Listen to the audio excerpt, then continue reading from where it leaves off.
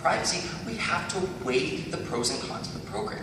But when you consider that this program is not an invasive program, and it doesn't justify abolishing the program altogether, because there are benefits to the metadata program that we would be losing if we curtail the program altogether.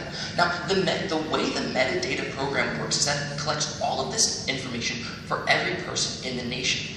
What that does is that gives the government a picture of what's going on. Imagine a puzzle. You're looking at the entire picture altogether, and without this entire picture, the government has no context and no ability to see further into the details. Now, when we get this entire picture that the metadata program gives us, the government can then be drawing connections that helps us fight terrorism. Now, this New America Foundation study, I didn't catch the date of that, but what the article was talking about is that this program had the sole responsibility of catching a terrorist. But what these programs do, all of these programs work in conjunction with each other.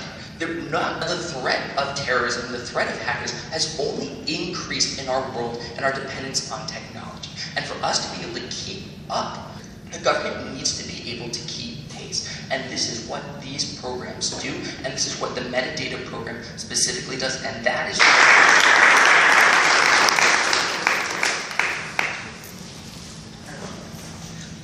Ready for that?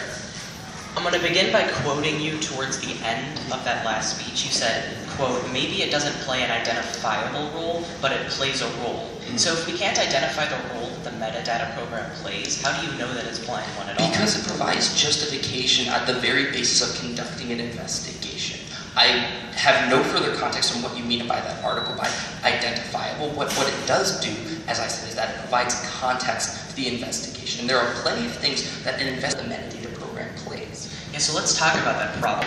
These metadata on almost every American citizen, does the NSA get probable cause?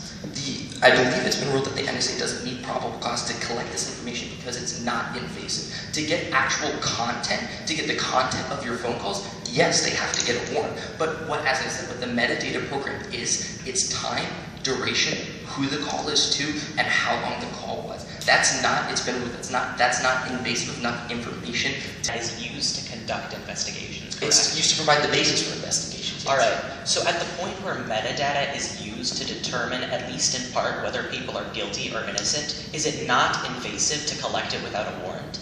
I'm not sure exactly what the... Data is used in investigations, which determine whether... It provides the basis for investigations. Yes. So it can provide a basis to proving X suspect is guilty, correct? So at the point where you're collecting something en masse that can